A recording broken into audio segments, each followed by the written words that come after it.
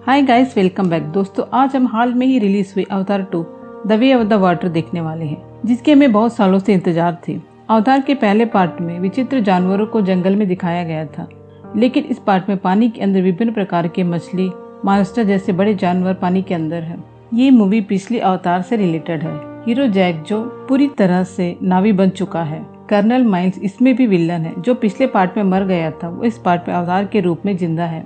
Hero कैसे villain से अपने परिवार को बचाता है। चलते हैं मूवी के अंदर। मूवी देखने से पहले आपसे खास रिक्वेस्ट है कि इस चैनल को सब्सक्राइब जरूर करें और लाइक करना ना भूलें। हमारा समय बहुत ही कीमती है। तो देखते हैं मूवी को। मूवी की शुरुआत में पेंडोरा ग्रह को दिखाते हैं, जिसमें फ्लोटिंग माउंटेन और बड़े बड़े विशाल पेड़ हैं। पेंडोरा जंगल में बहुत बड़े हमले के बाद नावी लोग खुशी से अपनी जिंदगी बिता रहे हैं। रोमांटिक आया कबीले का मुखिया मूवी का हीरो जैक है। उसकी वाइफ नाइट्री। जैक और नाइट्री के 3 बच्चे हैं। उनमें से 2 बेटे और 1 बेटी है। बड़े बेटे का नाम नाइटियम और दूसरे बेटे का नाम रॉक है। उनकी छोटी बेटी का नाम टुक है। पिछले पार्ट में साइंटिस्ट ग्रेस, वो भी अवतार के रूप में एक बच्ची को जन्म देती है, लेकिन किसी को भी नहीं मालूम कि इस बच्ची का पिता कौन है। उस बच्ची को जैक अडॉप्ट कर लेता है। उसका नाम किरी रखते हैं। बच्चे सब बढ़ने लगते हैं। जैक अपने बच्चों को शिकार करना सिखाता है। वो अपने बच्चों के साथ बहुत खुशी से जीवन बिताता है। वो अपनी फैमिली को बहुत प्यार करता है। युद्ध के बाद पेंडोरा से आसमानी लोगों को पृथ्वी वापस भेजा गया। उनमें से कुछ साइंटिस्ट आसमानी लोग यहीं पर रुक गए। ये लोग नाविक के वफादार हैं। वहाँ पर एक छोटा बच्चा भी है। वो छोटा होने की वजह से उसे प्ले शिप पे नहीं भेज सके। इस बच्चे का नाम स्पाइडर है। वो भी जैक के बच्चों के साथ पलता है। ये देखने में इंसान का बच्चा है, नावी बच्चों की तरह है। वो इन बच्चों की तरह नावी भाषा भी बोलता है। जैक की फैमिली बहुत खुशी से अपना जीवन बिताती है। खुशियाँ जितनी जल्दी आती है उतनी जल्दी ही वापस चली जाती है। एक दिन रात जैक आसमान पर बहुत बड़ा चमकता हुआ सितारा देखता है। वो सितारा धीरे धीरे बढ़ते जाता है। तभी पता चलता है कि वो सितारा नहीं, इंसानों का प्लेशिप है। इंसान पेंडोरा में फिर से लौट रहे हैं। वो पूरी तरह से जंगल को जला देते हैं, जिसमें कई जानवर और पेड़ पौधे नष्ट हो जाते हैं। फिर लोग वहाँ रहने के लिए जगह बनाते हैं। प्लेशिप के अंदर से बड़े बड़े रोबोट उतर के आते हैं। बहुत बड़े बुलडोजर से उस जगह को साफ करते हैं। ये देख नेट्री रोती है और कहती है, फिर से इंसान हमारे जंगल में आ गए। 1 साल बाद एक शिप को दिखाते हैं, जहाँ इंसान बहुत सारे अवतार को तैयार करके रखे हैं। वहाँ पर कर्नल माइल्स को दिखाते हैं, जो अवतार के रूप में उड़ता है। वो उड़ते ही वहाँ के अवतार लोगों को मारता है और वहाँ से बाहर जाने की कोशिश करता है। अवतार उसे बताते हैं कि वो उनके जूनियर है। तभी उसे पता चलता है कि वो कर्नल माइल्स है। उसको ये बहुत बड़ा शौक होता है। वह शीशे में देखता है, फिर कर्नल का बनाया वीडियो देखता है। तभी उसे पता चलता है कि उसके मरने के बाद उसकी मेमोरी को एक अवतार में डाला गया। उस वीडियो में कर्नल बोलता है कि ये मेरा बैकअप वीडियो है। मरने से पहले मैंने ये वीडियो बनाया था तुम्हारे लिए। जैक सली के खून से हमारी बदले की आग बुझेगी। मेरे मरने के बाद भी मेरी मेमोरी जिंदा रहेगी। ये सुनते ही माइल्स के अवतार को जैक से बदला लेना है कहता है। जैक अपने साथियों के साथ इकरान पर उड़ता है। नीचे एक मालगाड़ी जाती है। इंसान ने जंगल में इस मालगाड़ी को छोड़ा है। जैक सिग्नल देता है। उनके साथियों मालगाड़ी के ऊपर हमला करते हैं, जिससे वो मालगाड़ी टूट जाता है। वहाँ पे ऊपर उड़ रहे आर्मी फ्लाइट को भी अटैक करते हैं। मालगाड़ी के अंदर से सारे वेपन्स को निकाल लेते हैं। ऊपर जैक के दोनों बेटे ये सब देखते हैं। जैक का छोटा बेटा रॉक कहता है कि हम भी नीचे जाके उस वेपन्स को निकालेंगे। नाइटियम कहता है कि हम नीचे नहीं जाएंगे, डैड हमें ऊपर से आवाज करने को कहा है। लेकिन रॉक नहीं सुनता, वो नीचे चला जाता है। नाइटियम भी उसके पीछे जाता है। आर्मी ऊपर से इन सब लोगों को देख लेती है, सबको अटैक करती है। जैक सबको वहाँ से जाने को कहता है। तब तक ऊपर से बम डाल देते हैं। ये लोग भी बदले में उस फ्लाइट के ऊपर बम डालते हैं। जैक के दोनों बच्चे उस बम में फंस जाते हैं, जिसमें नाइटियम घायल हो जाता है। जैक उसे देख लेता है। उसके पास जाकर कहता है, मैंने तुम लोगों को ऊपर से देखने को कहा था, तुम लोग क्यों नीचे उतर के आए। नाइटियम अपने डैड को सॉरी सर कहता है। जैक अपने बेटों को सर कहकर बुलाने को कहता है, तभी वे लोग उसकी बात मानेंगे। तभी वहाँ पे एक प्ले शिप को दिखाते हैं, जिसमें विलन माइल्स अपनी टीम के साथ आ रहा है। वो सबसे कहता है कि हम उन नावी लोगों जैसे ताकतवर हैं। हमारा मिशन ये है कि हम नावी को ढूंढेंगे और उनके लीडर को खत्म कर देंगे। जैक वापस अपने साथियों के साथ घर आता है। वहाँ पर उसकी छोटी बेटी टुक खुशी से दौड़ के उसकी माँ को हक करती है। जैक अपने परिवार के साथ फ्लोटिंग माउंटेन में रहता है। अपने दोनों बेटों को डांटता है। हीरोइन अपने बेटे को इलाज के लिए अंदर लेकर जाती है। हीरोइन की माँ वहाँ की वैद्य है, जो इन बच्चों का इलाज करती है। विलन माइल्स पेंडोरा में उतरता है और सीधा जनरल को देखने जाता है। वो लेडी एक रोबोट में रहती है। वो कहती कि मैंने आपके बारे में बहुत सुना। हम लोग यहाँ आपके मिशन के लिए नहीं आए हैं। हम लोगों को नया मिशन दिया गया है। हमारी पृथ्वी खत्म होती जा रही है। हमें रहने के लिए जगह चाहिए, इसलिए हम लोग इस ग्रह को इंसानों के लिए तैयार कर रहे हैं। नई टेक्नोलॉजी के साथ जल्दी से काम खत्म कर रहे हैं। इससे पहले हमें जैक सली को खत्म करना होगा, क्योंकि वही हमारे कामों में बाधा डालता है। जैक की हिम्मत दिन ब दिन बढ़ती जा रही है। वो हमारी सीमा पर लगातार अटैक करते जा रहा है। विलन जनरल से पूछता है कि जैक कहाँ है। वो बताती है कि जैक हालेलुया पहाड़ों में छुपा है। विलन और उसकी टीम उस पहाड़ पे जाके उतरते हैं। वहाँ पर रॉक, स्पाइडर, किरी और टुक खेलते हैं। तभी रॉक को वहाँ पे बहुत बड़ी शू का निशान दिखता है। स्पाइडर पूछता है कि अवतार का है क्या। वो कहता है कि नहीं, अवतार शू नहीं पहनते, ये कोई और है। वो उस निशान का पीछा करता है। किरी कहती है कि यहाँ से वापस चले जाएंगे, लेकिन रॉक नहीं मानता। वो कौन है देखना चाहता है। उस निशान का पीछे करते हुए जाता है। विलन की गैंग पहले युद्ध हुआ था वहाँ पर जाती है। वहाँ पर वो अपने डेड बॉडी को देखता है। रॉक अपने पिताजी को इन्फॉर्म करता है। ये सुन के जॉक एकदम शॉक होता है। वो कहता है कि तुम लोग वहाँ से चुपचाप निकल जाओ, उन लोगों के हाथ नहीं लगना। बच्चे वहाँ से निकलते हैं। तब तक विलन ग्रुप उसे पकड़ लेती है। विलन बच्चों के हाथों को देखता है। उसमें 5 उंगली रहती है। अवतार के हाथों में 4 उंगली रहती है। वो समझ लेता है कि जैक के बच्चे हैं। स्पाइडर को देख के हैरान होता है, क्योंकि स्पाइडर कर्नल माइल्स का बेटा है। विलन हाई क्वार्टर्स को इन्फॉर्म करता है, हम लोग यहाँ पर हैं। हम लोगों ने कुछ बच्चों को पकड़ रखा है। आप लोग तुरंत यहाँ आ जाओ। तभी वहाँ पर जैक और उसकी वाइफ आते हैं। वो देखते हैं कि विलन बच्चों को पकड़ के रखा है। दोनों चुपके से उनकी टीम के लोगों पर तीर चलाते हैं। ये विलन को पता चल जाता है। वो उन पर अटैक करता है। उन दोनों के बीच फाइट होता है। विलन स्पाइडर को उठा के लेकर चले जाता है। जैक बच्चों को लेकर अपने घर आता है। जैक नेट्री से कहता है कि हमें इस जगह को छोड़ के जाना होगा, क्योंकि माइल्स मुझे मारना चाहता है। हीरोइन चिल्लाती है, मेरे पिताजी ने मुझे इस प्रजा की रक्षा के लिए कहा है, मैं कैसे इन लोगों को छोड़ के जाऊं। तभी जैक कहता है कि वो लोग स्पाइडर को लेकर कभी भी इस जगह पर आ सकते हैं। अगर और हम कुछ देर लगाते तो हमारे बच्चे को मार डालता। वो फिर से हमारे लोगों पर हमला करेगा, जिससे बहुतों की जान जा सकती है। मैं ऐसा नहीं होने दूंगा। ये सब मैं अपनी प्रजा के लिए कर रहा हूँ। ये सुन के वो भी मान लेती है। जैक वहाँ के एक नाविक को मुखिया का पदवी देता है। फिर वहाँ से सब लोग निकल जाते हैं। हीरोइन बहुत रोती है।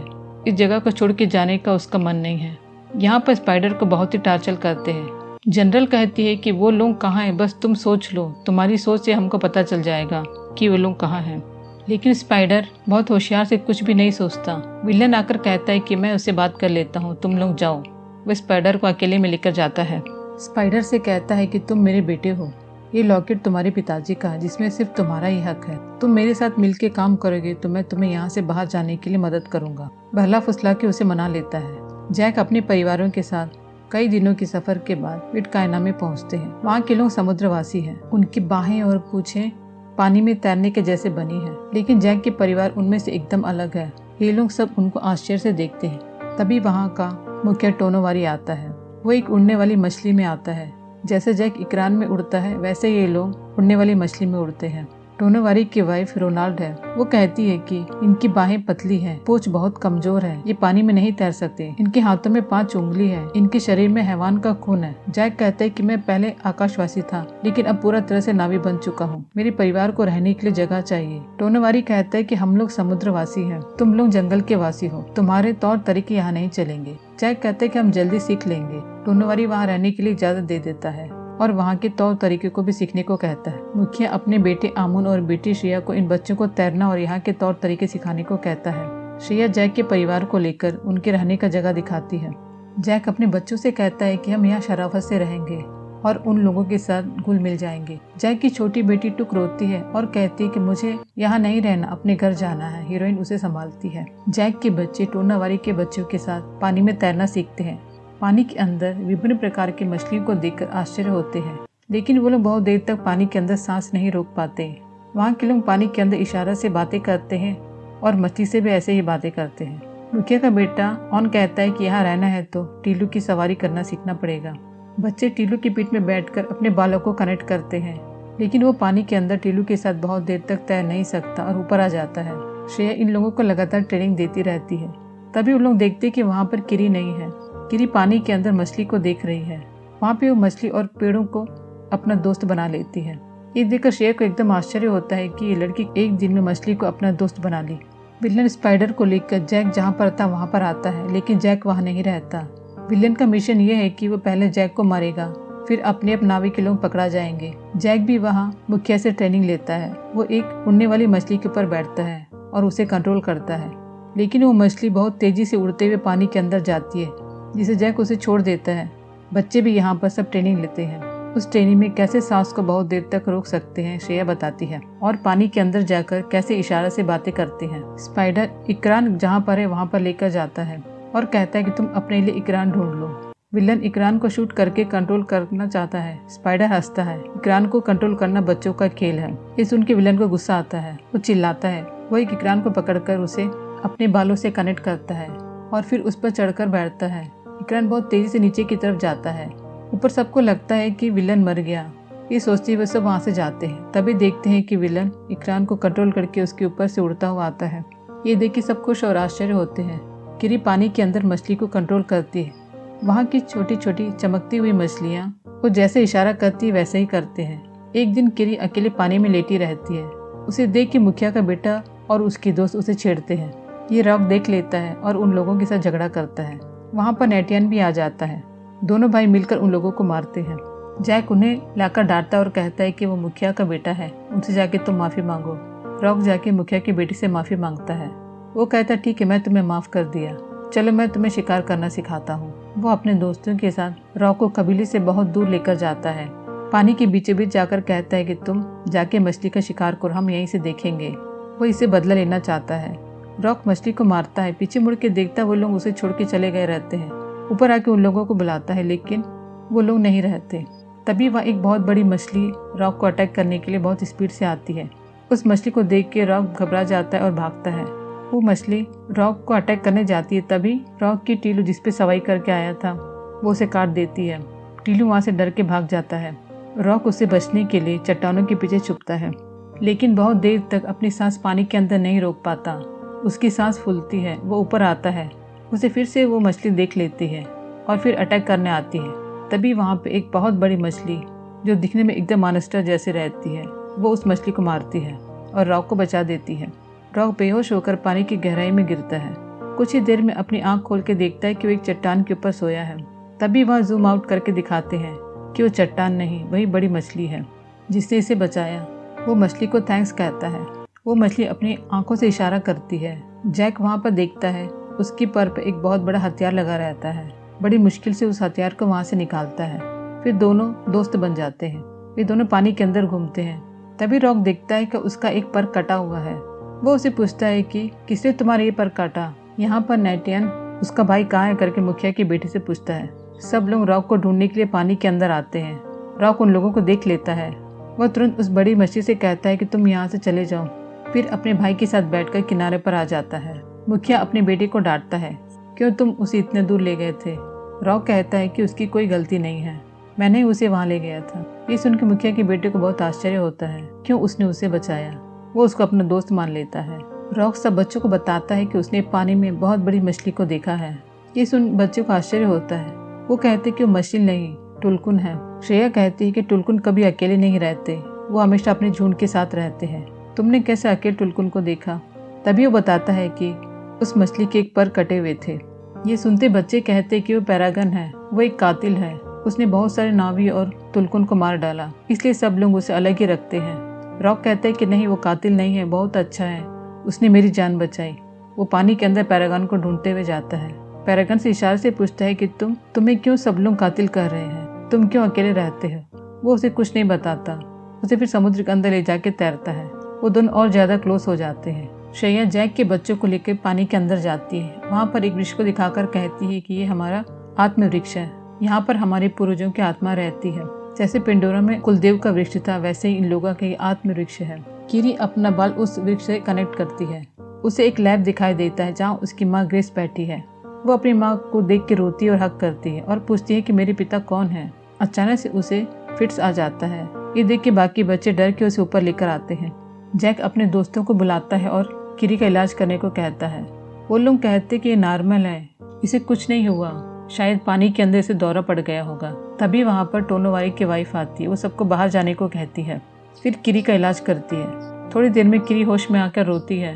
वो अपनी माँ को याद करती है। जैक कहता है कि उसे क्यों ऐसा होता है। एक बार किरी ने जैक से कहा था कि मुझसे अपने कुलदेव बात करते हैं, मुझे उनकी आवाज़ सुनाई देती है। वो स्पाइडर को बहुत मिस कर रही है। जैक अपने दोस्तों को वहाँ से भेजता है। वो फ्लाइट जाते समय फ्लाइट का सिग्नल विलन के ग्रुप को मिल जाता है। हेलीकॉप्टर जिस लोकेशन में गई थी उस लोकेशन में जाते हैं। वो लोकेशन समुद्र में दिखता है। तभी उनको समझ में आता है कि जैक यहीं कहीं पर है। वे लोग देखते हैं कि वहाँ पे एक शिप जा रही है। उस शिप में कुछ साइंटिस्ट लोग रहते हैं। उनका मकसद तुलकुन का शिकार करना है। विलन साइंटिस्ट को धमका के उनकी टीम में शामिल कर लेता है। यहाँ पर कबीले के लोग बहुत खुश रहते हैं क्योंकि तुलकुन वहाँ आ रही है। वे सब उनके रिश्तेदार हैं। सब अपने अपने रिश्तेदारों से मिलने जाते हैं। छोटे छोटे बच्चे भी पानी में तैर के तुलकुन से मिलने जाते हैं। टोनोवारी की वाइफ एक तुलकुन से, जो उसकी बहन रोवा है, उसे इशारे से पूछती है तुम्हारे बच्चे कैसे हैं। वो कहते हैं मेरी बच्ची अच्छी है। वो भी इससे वापस में पूछती तुम्हारे बच्चे कैसे हैं। सब लोग बहुत खुशी से तुलकुन से बातें करते हैं। विलन ग्रुप समुद्र के किनारे एक एक कबीले में जाकर जैक का फोटो दिखाकर पूछता है, लेकिन सब कहते कि हम लोगों ने इसे नहीं देखा। वो उन लोगों का घर जला देता है। ये सब स्पाइडर को अच्छा नहीं लगता। वो कहता है कि इन लोगों को नहीं मालूम, उन्हें छोड़ दो। वे लोग उसकी बात नहीं सुनते। जैक के कान में भी ये बात पड़ती है। हीरोइन कहती है कि पहले उसे हमें मारना होगा, लेकिन जैक कहता है कि हम लोग झगड़ा नहीं करेंगे। रॉक बच्चों के साथ पानी के अंदर जाता है और पैरागन के साथ खेलता है। फिर उससे पूछता है कि तुम्हें क्यों सब लोग अलग रखे हैं। वो अपना मुंह खोलता है और रॉक को मुंह के अंदर आने को कहता है। रॉक मुंह के अंदर जाता है। बाकी बच्चे चुपके से देखते हैं। पैरागन के पेट के अंदर रॉक अपने बालों को कनेक्ट करता है। तभी वो देखता है कि इंसान पैरागन की माँ को मार डालते हैं और वहाँ के अवतार को भी मार देते हैं। लेकिन कबीले के लोग समझते हैं कि ये सब पैरागन ने किया, इसलिए पैरागन के लोग अलग रखते हैं। ये सब बात रॉक को पता चलता है। वो जाकर पैरागन को हक करता है। टोनोवारी को पता चलता है कि रॉक पैरागन से दोस्ती कर रहा है। रॉक को डांटता है। रॉक सच्चाई बताने की कोशिश करता है, लेकिन वो लोग नहीं सुनते। विलन जैक को ढूंढ नहीं पाता। तब उसको एक नया आइडिया आता है। वो कहता है कि हम सब तुलकुन को मारकर पानी में फेंक देंगे, जिसे देख के जैक अपने आप आएगा। पानी के अंदर तुलकुन को ढूंढते हैं। वहाँ उन्हें रोनाल्ड की बहन रोगो मिलती है। वो उसे अटैक कर देते हैं और बहुत बड़े हथियार से उसे मारते हैं। विलन पूछता है कि ये मछली हमें फिर से अटैक नहीं करेगी क्या। साइंटिस्ट कहते हैं कि ये मछली बड़ी जरूर है, लेकिन उसको सोचने की शक्ति नहीं है। वो दोबारा हमें अटैक नहीं करेगी। तुलकुन को जहाज के अंदर लेकर जाते हैं। उसके सर के अंदर से गोल्डन कलर का लिक्विड निकालते हैं। साइंटिस्ट कहता है कि इस दुनिया से सबसे कीमती लिक्विड ये है। ये लिक्विड बढ़ती उम्र को कम करता है और सबको जवान दिखाता है। इसे बेच के हम यहाँ के खर्चा को पूरा करते हैं। स्पाइडर को ये सुनकर अच्छा नहीं लगता। वो कहता है कि एक लिक्विड के लिए इतनी बड़ी मछली को तुम लोग मार रहे हो। सबको दिखाने के लिए वे लोग तुलकुन को मार के पैराशूट बांध के पानी के ऊपर छोड़ देते हैं, ताकि वो पानी के ऊपर ही तैरता रहे। ये सब टोनोवारी के कबीले के लोगों को पता चलता है। तुलकुन को देख के टोनोवारी की वाइफ वहाँ आती है, क्योंकि वो उसकी बहन रोवा है। वो अपनी बहन को देखकर रोती है और कहती है कि हम इंसानों को नहीं छोड़ेंगे। जैक कहते हैं कि हम ऐसा नहीं करेंगे। हम लोगों को पकड़ने के लिए वो लोग जाल बिछा रहे हैं। हम लोगों को पहले तुलकुन को बचाना है। तुलकुन को वहाँ से बहुत दूर जाने को कहो। इस तरह का सेंसर उनके ऊपर डाल के उन्हें पकड़ने की कोशिश करेंगे। तभी वहाँ के लोगों को समझ में आता। सब लोग तुलकुन को बोलने के लिए पानी के अंदर जाते हैं। रॉक भी पैरागन से ये बात बताने के लिए पानी के अंदर जाता है, लेकिन उसे नेटियन मना करता है। वो उसकी बात नहीं मानता और पानी के अंदर चला जाता है। किरी और टुक उसे देख लेते हैं। सब बच्चे रॉक के पीछे जाते हैं। पैरागन वहाँ डर से तड़पता है, क्योंकि उसके ऊपर पहले से उन लोगों ने सेंसर से पैरागन को शूट करके रखा है। सब बच्चे मिलकर उन सेंसर को निकालने की कोशिश करते हैं। रॉक अपने पिताजी को इन्फॉर्म करता है। विलन की ग्रुप पानी में पैरागन को पकड़ने के लिए आती है। वे लोग रॉक को देख लेते हैं। विलन तुरंत उन बच्चों को पकड़ने के लिए कहता है। बच्चे भी विलन ग्रुप को देख लेते हैं। जैक से कहते हैं कि वो लोग हमारी तरफ ही आ रहे हैं। जैक कहते हैं तुम लोग वहाँ से पहले निकलो। उस सेंसर को बच्चे बड़ी मुश्किल से निकालते हैं और पानी के अंदर जाके छुप जाते हैं। पैरागन भी वहाँ से बचकर भाग जाता है। विलन ग्रुप एक जाल बिछाते हैं, जिसमें श्रेया और टुक और रॉक फंस जाते हैं। रॉक जाल को काटने की कोशिश करता है। तब तक विलन ग्रुप उन तीनों को पकड़कर जहाज के ऊपर लेकर चली जाती है। जैक और टोनोवारी अपने साथियों के साथ वहाँ आते हैं। ये विलन देख लेता है और रॉक का डिवाइस लेकर जैक से कनेक्ट होता है और कहता है कि सिर्फ तुम इधर आओ, नहीं तो मैं तुम्हारे बच्चों को नहीं छोड़ूंगा, मार डालूंगा। जैक कहता है कि तुम लोग जाओ, मैं जाकर उसे देखता हूँ। पैरागन पानी के अंदर बहुत तेजी से जहाज के ऊपर छलांग लगाता है, जिससे जहाज टूट जाता है। सब लोग पैरागन का पीछा करके उस पर हथियार डालते हैं, लेकिन वो अपने सर से हथियार का सामना करता है। साइंटिस्ट लोग बहुत आश्चर्य होते हैं कि टुल्कुन बहुत डरपोक है, ये कैसे हम लोग का सामना कर रहा है। यही समय है कह के सब लोग एक साथ जहाज में आते हैं और उन लोगों के ऊपर अटैक करते हैं। विलियन ग्रुप और नावियों के बीच बहुत बड़ा फाइट चलता है। साइंटिस्ट लोग पैरागन को एक केबल से बांधते हैं। पैरागन जहाज के सहित उस केबल में घुमाता है, जिससे वो लोग फंस जाते हैं। उसमें एक साइंटिस्ट का हाथ फंस जाता है। पैरागन केबल को खींचते हुए पानी के अंदर जाता है, जिससे उस साइंटिस्ट का हाथ कट जाता है। तभी हमें दिखाते हैं कि जिसने पैरागन का पर काटा था वो बदले में उसका हाथ काट दिया। स्पाइडर को कुछ समझ में नहीं आता है कि मैं किस तरह से हेल्प करूं। वो तुरंत जाके वहाँ के लीवर को तोड़ना चालू कर देता है, जिससे जहाज कंट्रोल नहीं होता और सीधे चट्टान पर जाके टकरा जाता है और जहाज के अंदर पूरा पानी भर जाता है। नेटियन जहाज के अंदर जाके बच्चों को छुड़ाता है। रॉक कहता है कि मैं स्पाइडर को जाके लेकर आता हूँ, वो इस जहाज में फंसा है। किरी और टुक दोनों पानी के अंदर जाते हैं। ये उस विलेन ग्रुप का एक आदमी देख लेता है और इकरान में उड़ के गिरी को उठा के जहाज में लेकर ला देता है। टुक भी उसे बचाने के लिए आती है, उसे भी उठाकर बांध देते हैं। स्पाइडर को बचाने के लिए दोनों भाइयों मिलकर झगड़ा करते हैं। सब बच्चे बच के पानी के अंदर कूदते हैं और खुश होते हैं। तभी उन्हें पता चलता है कि नेटियन को गोली लगी है। रॉक तुरंत अपने पिताजी को इन्फॉर्म करता है और वो लोग नेटियन को लेकर ऊपर आते हैं। कुछ ही देर में नेटियन मर जाता है। तभी विलन जैक को कहता है कि मैं तुमको एक और चांस देता हूँ, अगर तुम अकेले आओगे तो मैं तुम्हारी बेटियों को छोड़ दूंगा, नहीं तो मैं मार डालूंगा। जैक को समझ में नहीं आता है कि वो क्या करे। वो अपनी वाइफ के पास जाके कहता है कि अपने आप को संभालो, अपन दोनों को एक साथ मिलके उस विलन का खून करना है। उसने अपने बेटे को मारा है, हम लोग जाके अपनी बेटियों को बचाएंगे। वे दोनों वहाँ से जाते हैं। रॉक भी पीछे से आता है। जैक शिप के अंदर बम डाल के शिप को तोड़ता है। वहाँ के लोग जैक को ढूंढते हुए आते हैं। हीरोइन भी अपने तीर से सबको मारते हैं। तभी विलन को पता चलता है कि जैक उधर आ गया। वो किरी के गले में चाकू रख के उसे धमकाता है। पीछे से नेट्री आकर स्पाइडर के गले में चाकू रखती है और कहती है कि किरी को छोड़ दो। विलन कहता है कि मुझे पालतू लड़के के बारे में सोचने की जरूरत नहीं है। वो कहती है बेटे के बदले बेटा उसे मारने जाती है। वो जोर से चिल्लाता है और किरी को छोड़ देता है। फिर सब लोग वहाँ से जाने की कोशिश करते हैं। तभी विलन कहता है कि तुम जहाँ भी जाओ, जहाँ भी रहो, मैं अभी जिंदा हूँ, तुम लोगों को और तुम्हारे परिवार को नहीं छोड़ूंगा। जैक उन लोगों को भेज के उसे कहता है तो ठीक है, खेल खत्म करते हैं। अकेले विलन के साथ झगड़ा करता है। जहाज भी धीरे धीरे डूबते जाता है। सब लोग वहाँ से स्पीड से बाहर जाते हैं। जैक और विलन एक दूसरे को मारते हैं। जैक विलन को मार के बेहोश करके पानी में छोड़ देता है। वो बेहोश होकर पानी के नीचे गिरते जाता है। जैक बहुत देर तक पानी में नहीं रह पाता, उसकी सांस फूलने लगती, वो धीरे धीरे बेहोश होते जाता है। रॉक आके अपने पिताजी की हिम्मत देता है और पानी के ऊपर लेकर आता है। जैक पानी में नहीं तैर पाता। तभी वहाँ पर पैरागन इन दोनों को ऊपर लेकर आती है। पानी के अंदर स्पाइडर अपने पिताजी विलन को देख लेता है। उसे छोड़ के आने को उसका मन नहीं करता, क्योंकि उसने उसकी जान बचाई है। वो उसे ऊपर लेकर आता है। तभी वहाँ पर विलन का इकरार आता है। विलन स्पाइडर को बुलाता है, चलो हम यहाँ से जाएंगे। लेकिन स्पाइडर पानी में कूद जाता है और सीधा जैक की फैमिली के पास चला जाता है। सब लोग फिर से एक साथ रहते हैं। नेटियम का अंतिम संस्कार करते हैं।